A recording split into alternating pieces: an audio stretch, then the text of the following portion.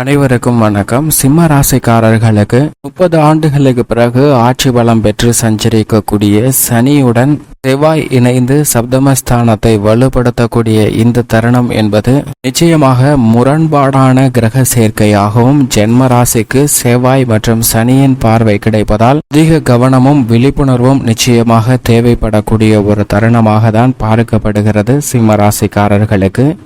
பொதுவாக சனி செவ்வாய் இணைவு என்பது கோல்சார விதியின் அடிப்படையில் பார்க்கும்போது சில சிரமங்களை அதீதமாக ஏற்படுத்துவதற்கான வாய்ப்பு இருக்கிறதே தவிர நன்மையை விளைவிக்கக்கூடிய ஒரு அமைப்பாக பார்க்க முடியாது. ஏனென்றால் நவ கிரகங்களிலே மிகவும் முக்கியமானவராக பார்க்கக்கூடியவர் சனி பகவான். நீதி தவறாத, நடுநிலை தவறாத நியாயஸ்தராக செயல்படுகிறாருங்க. நாம் செய்த பாவ புண்ணியங்களை துல்லியமாக கணக்கிட்டு பல்வேறு விதமான நன்மை கொடுப்பதாக இருந்தாலும் தீமை கொடுப்பதாக இருந்தாலும் சனிக்கு நிகர் சனி என்று சொல்லிவிடலாம். அதே போன்றுதான் மிக வலிமை வாய்ந்தவராக பார்க்கப்படுகிறார் மங்களகாரகன், பூமிக்காரகன் என்று சொல்லக்கூடிய செவ்வாய். என்றால் சுப நிகழ்வுகள் என்றால் செவ்வாயின் ஆதிக்கம் இல்லாமல் நிச்சயமாக நடப்பதற்கான சாத்தியக்கூறுகளே இல்லை என்பதை தெளிவாக உறுதிப்படுத்துகிறாருங்க. அதிலும் திருமணம் போன்ற பல்வேறு நிகழ்வுகள் நடைபெற வேண்டும் என்றால் நிச்சயமாக செவ்வாயின் பங்களிப்பு மிக முக்கியமான ஒன்றாக பார்க்கப்படுகிறது.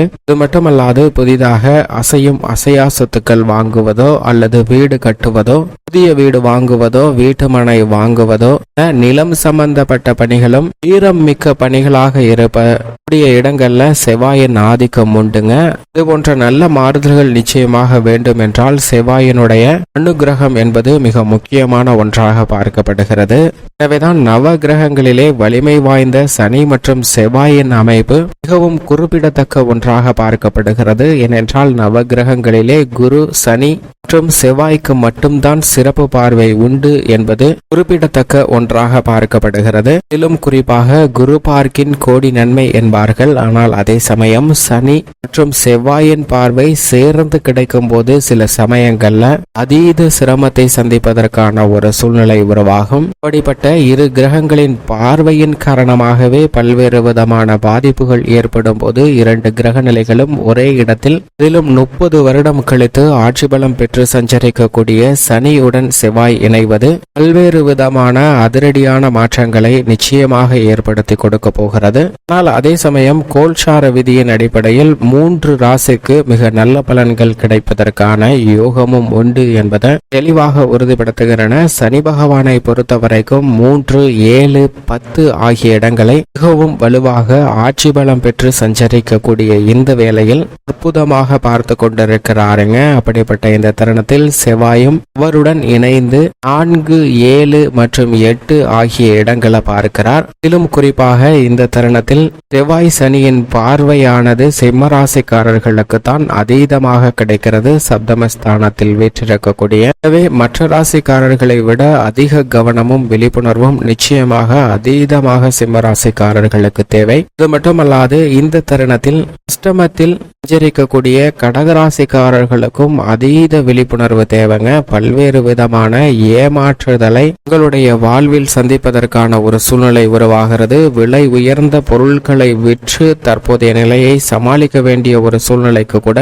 தள்ளப்படுவதற்கான சாத்தியக்கூறுகளும், புதிய கடன்கள் வாங்குவதற்கான ஒரு நிலையும் ஏற்படலாம். எனவே இந்த தருணத்தில் அஷ்டமத்தில் சஞ்சரிக்கக்கூடிய கடகராசிக்காரர்கள் மட்டுமல்ல, மீனராசிக்காரர்கள் விரயத்தில் இந்த இணைவு ஏற்பட்டிருக்கிறது. இதேபோன்று கர்மஸ்தானமாகிய 10ஆம் இடத்தில் ரிஷபராசிக்காரர்களுக்கு ஏற்பட்டிருக்கிறது. எனவே இந்த ராசிக்காரர்களும் அதீத கவனத்துடன் இருக்க வேண்டும். அது மட்டுமல்லாது மிக முக்கியமாக 12 ராசியிலே அதிக கவனம் தேவையான ராசியாக கும்பராசி தான் நிச்சயமாக பார்க்கப்படுகிறது. ஏனென்றால் ஜென்ம ராசியில் இந்த 2 கிரக நிலைகளும் இணைவு ஏற்படுதுங்க. எனவே தன்னம்பிக்கையும் தைரியமும் குறைவதற்கான ஒரு சூழ்நிலை உருவாகிறது.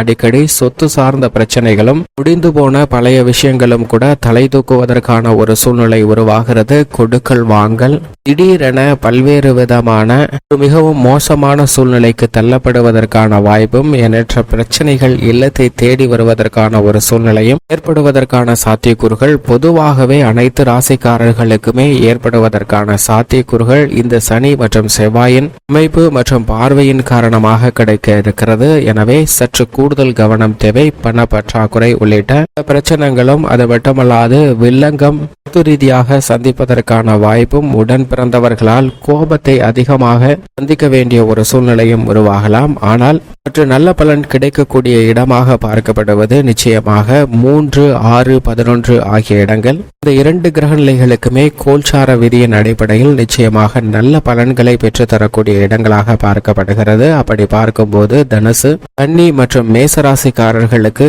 இந்த இணைவால் பெரிய அளவிற்கு பாதிப்பு ஏற்படாது. இருந்தாலும் கூடுதல் கவனமும் விழிப்புணர்வும் மிக முக்கியமாக தேவைப்படுகிறது என்பதை தெளிவாக உறுதிப்படுத்துகின்றன. ஆனால் மற்ற ராசிக்காரர்களை ஒப்பிட்டு பார்க்கும் போது சற்று நல்ல பலன் நிறைந்து கிடைக்கும். அதே போன்றுதான் சுகஸ்தானமாக இருக்கக்கூடிய விருச்சக ராசிக்காரர்களுக்கும் அஷ்டாஷ்டக சனியின் ஆதிக்கம் இருந்தாலும் சனி செவ்வாய் இணைவு காரணமாக சில நன்மைகள் அதீதமாக கிடைப்பதற்கான வாய்ப்பு உண்டு. மிகவும் மோசமான இடமாக பார்க்கப்படுவது ஜென்மம், அஷ்டமம் மற்றும் விரயம். இந்த இடத்தில் இருப்பவர்கள் அதீத கவனத்துடன் செயல்பட வேண்டும். கும்பராசி, கடகராசி மற்றும் மீன ராசி இந்த ராசிக்காரர்கள் அதீத கவனத்துடன் இருப்பதோடு மட்டுமல்லாது எதை செய்தாலும் ஒரு முறைக்கு இருமுறை யோசிக்க வேண்டும். சிம்மராசிக்காரர்களுக்கு சப்தம பார்வை ஜென்மராசியிலே விழுவதால் தேவையில்லாத பல குழப்பங்களை சந்திப்பதற்கான ஒரு சூழ்நிலை உண்டு. எனவே நிதானமும் பொறுமையும் மிக முக்கியமாக தேவை. இப்படி சஞ்சார அமைப்பு மற்றும் பார்வையின் காரணமாக பல்வேறு விதமான முரண்பாடான பலன்களை கொடுக்கக்கூடிய ஒரு கிரக சேர்க்கையாக இருந்தாலும் கூட